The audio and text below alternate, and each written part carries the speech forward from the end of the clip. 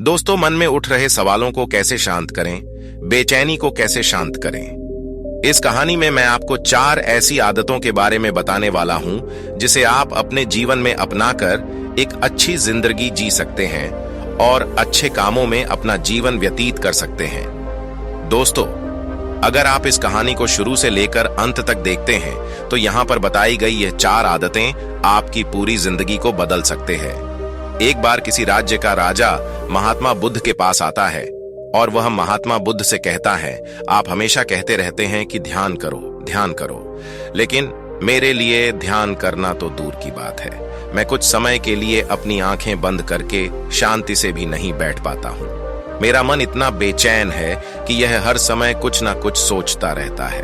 मैं जब भी ध्यान करने बैठता हूं तो मेरे अंदर विचारों का तूफान आने लगता है। लोगों के बारे में सोचकर, अपने जीवन की बीती घटनाओं के बारे में और अपने भविष्य के बारे में, और ऐसी ही ना जाने कितने सारे अजीबोगरीब विचार लगातार मेरे मन में आते रहते हैं। मैं इन्हें रोकने की बहुत कोशिश करता हूं, लेकिन जब मैं इन्हें रोकने में असफल हो जाता हूं तो मैं ध्यान को तोड़कर बैठ जाता हूं। इतनी बातें कहने के बाद वह महात्मा बुद्ध की ओर देखता है और कहता है, बुद्ध, आप मेरी इस समस्या का कोई समाधान बताएं।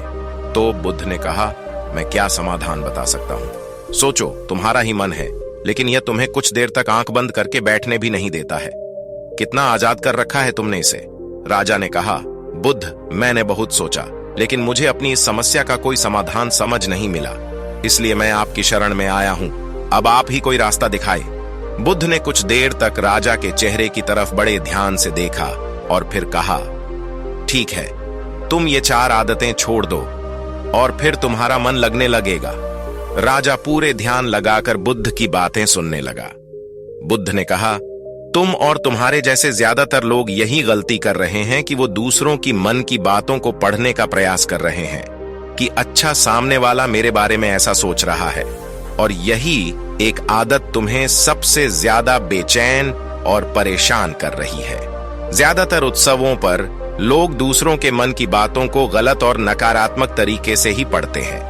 जैसे कि लोग अक्सर सोचते हैं कि दूसरे लोग उनकी तरक्की से जलते हैं, उसे नीचा दिखाना चाहते हैं, उसे पसंद नहीं करते, उसकी मदद नहीं करना चाहते, और ऐसी ही ना जाने कितनी सारी नकारात्मक बातें ये लोग दूसरों के प्रति अपने अंदर बैठा लेते हैं। फिर उनके बारे में ही सोचते रहते हैं, उनसे बदला लेने के तरीके सोचते रहते हैं, उन्हें नीचा दिखाने के मौके ढूंढते रहते हैं, और दूसरों के प्रति यही नकारात्मक सोच इन्हें दुखी करती है, और फिर ये लोग बेचैनी महसूस करते हैं। इसलिए दूसरे लोग क्या सोच रहे हैं, इसका अनुमान लगाना बंद करो। दूसरे लोगों के विचारों को पढ़ने की कोशिश करना बंद करो। अगर पढ़ना ही है तो खुद के विचारों को पढ़ना शुरू करो कि तुम्हारे अंदर क्या चल रहा है। कहीं तुम नकारात्मक सोच, शिकायत या बुराई करने जैसी आदतों के शिकार तो नहीं हो रहे हो? बुद्ध ने कहा, लोगों को असफलता पर हंसना तो लोगों का धर्म है, क्योंकि अगर तुम सफल हो जाते तो यही तो वो लोग हैं जो तुम्हारी तारीफ करते, तुम्हें सम्मान देते, तुम पर गर्व करते। अगर तुम अपनी सफल होने पर दूसरों से तारीफ की उम्मीद करते हो तो अपनी असफलता पर उनके हंसने से तुम्हें दुखी नहीं होना चाहिए। और समस्या ही यही है कि हम इंसान असफलता को बुरा मानते हैं, जबकि असफल होना सफल होने से भी ज्यादा जरूरी है, क्योंकि बिना असफल हुए सफल इंसान के अंदर घमंड और दूसरों को खुद से छोटा समझने की भावना पैदा करती है, जबकि असफलता हमें विनम्र रहना, धैर्य रखना और लगातार प्रयास करना सिखाती है। इसलिए असफलता को बुरा मत समझो, और अगर तुम्हारे काम में असफल होने की संभावना नहीं है तो इसका अर्थ है कि तुमने अपना लक्ष्य अपनी क्षमताओं से छोटा बनाया है। और अगर लोग तुम पर हंस नहीं रहे, तुम्हें ताने नहीं मार रहे हैं, तुम्हारी बुराई नहीं कर रहे हैं, तो तुम अंदर से मरे हुए हो।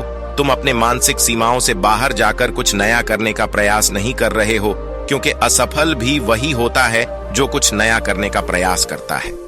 और एक बात हमेशा याद रखना, अगर तुम्हारे अंदर असफल होने का साहस नहीं है तो तुम कभी भी बड़ा लक्ष्य हासिल नहीं कर सकते जो तुम करना चाहते हो। इसलिए असफल होने और लोगों के हंसने से डरना बंद कर दो।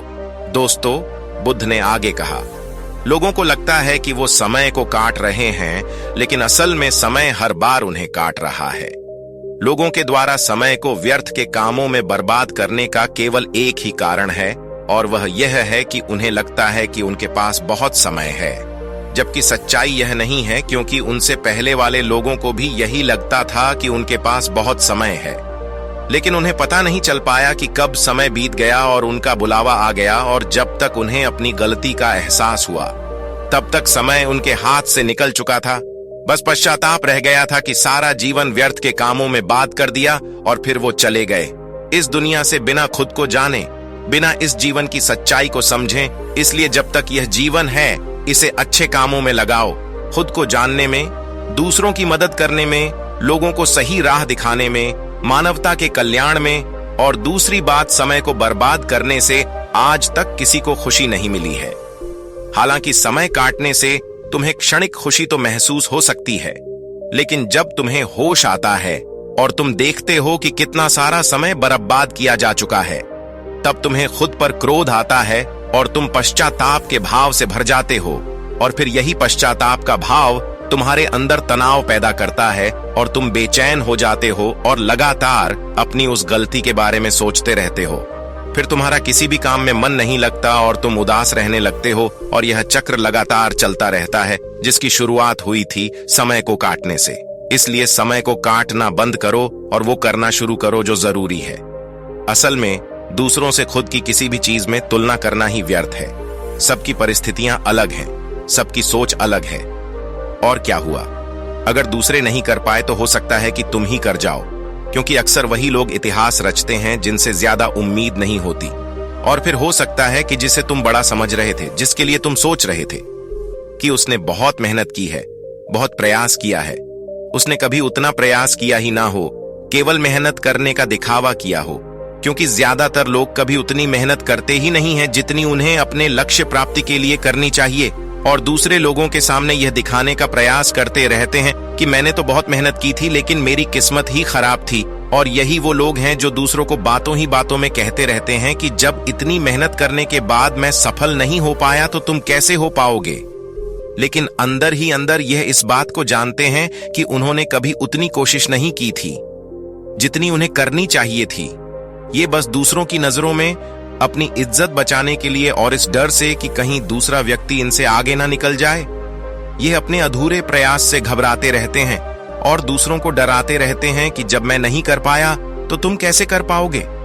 इसलिए किसी दूसरे असफल व्यक्ति को देखकर यह सोचना छोड़ दो कि तुम यह सफल हो जाओगे। तुम बस अपना सर्वश्रेष्ठ प्रयास करो और बाकी सब समय पर छोड़ दो।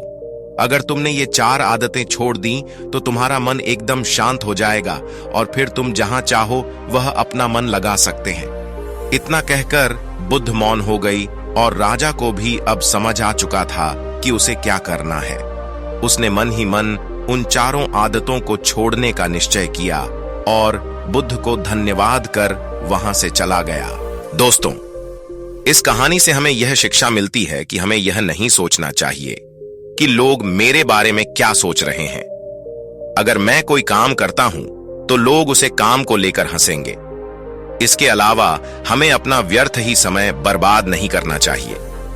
इसके अलावा हमें कभी भी यह नहीं सोचना चाहिए कि अगर किसी व्यक्ति से कोई काम नहीं हो पाया है तो मैं उसे नहीं कर पाऊंगा। अगर दोस्तों आप मेहनत से किसी भी काम को करते हैं तो कोई भी काम छोटा या बड़ा नहीं होता और एक ना एक दिन सफलता अवश्य मिलती है। दोस्तों, आज की कहानी में बस इतना ही। उम्मीद करते हैं कि आपको यह वीडियो पसंद आई होगी। इस वीडियो को लाइक जरूर करें और चैनल को सब्सक्राइब करें। परिवार और दोस्तों के साथ जरूर शेयर करें। धन्यवाद।